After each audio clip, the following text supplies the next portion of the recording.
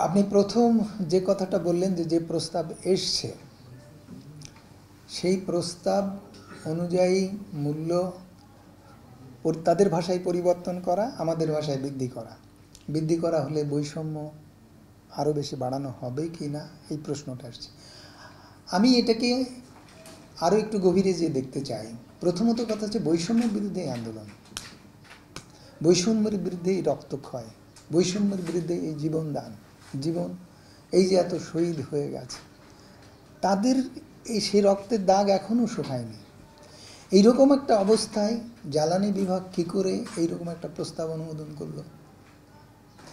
যে জ্বালানি বিভাগের এটা বোঝার সক্ষমতা নেই, তার হাতে জ্বালানি সেক্টর মোটেও নিরাপদ নয়, এটা এই সরকারকে বুঝতে হবে। যারা 15 বছর ধরে এই সেক্টরে নানাভাবে কাজ করেছে, এখান থেকে আরও আরেকটা মেসেজ আমাদেরকে বুঝতে হবে যে যারা 15 বছর ধরে যে আমলার সদস্যরা বিভিন্ন মন্ত্রণালয়ে গত সরকারের সঙ্গে সংশ্লিষ্ট হয়ে কাজ করছেন, তারাই কোনো না কোনোভাবে এই মন্ত্রণালয়ের এখন দায়িত্বে এসছে। তাদের হাত দিয়েই এটা স্ক্রুটিনি হয়ে এই জায়গায় এসছে, এই বিদ্যুৎ বিভাগ এবং জ্বালানি বিভাগে। তাদের মাইন্ডসেট কী অবস্থায় আছে, তাদের চেতনায় তারা কিভাবে তাদের চেতনা তৈরি হয়েছে, সেটা দেখলেই আমাদের আতঙ্কিত হতে হয় যে তারা এত বড় একটা বৈষম্যমূলক প্রস্তাব তারা প্রক্রিয়াকরণ করেছে। এখানে রেভিনিউ বাড়বে কি কমবে সে প্রশ্নটা পরের কথা, শিল্প টিকতে পারবে কি পারবে না সেটা পরের কথা।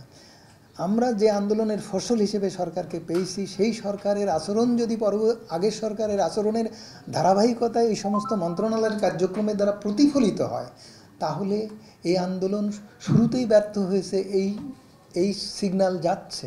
আজকের এই বিপ্লব বা এই অভ্যুত্থানের বিরোধী নয়, তাদের আচরণ কি তাদের সঙ্গে সাংঘর্ষিক নয়, এইটা আগে প্রতিষ্ঠিত হওয়া দরকার এবং তাদের বুঝের মধ্যে এটা পরিবর্তন হওয়া দরকার, তাদের অনুতপ্ত হওয়া দরকার, তাদের প্রকাশ্যে ক্ষমা চাওয়া দরকার যে আমরা কত বড় ভুল করেছি।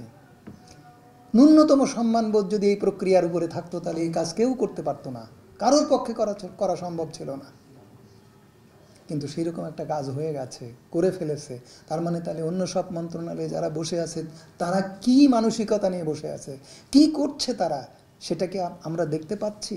এই ঘটনা না ঘটলে তো জ্বালানি মন্ত্রণালয়কে বা বিদ্যুৎ বিভাগকে তো এভাবে দেখার বা এভাবে বলার উপায় ছিল না, বা আমরা বলতে পারতাম না, বা আমরা বুঝতে পারতাম না। এই বুঝটা আমার ধারণা যে আমাদেরকে সবাইকে প্রতিষ্ঠিত করতে হবে এবং ওনাদেরকে বদলাতে হবে যে আপনারা দয়া করে বদলান, আপনাদের অবস্থান নিয়ে আমাদের স্বার্থ সংরক্ষণ করতে করছেন না।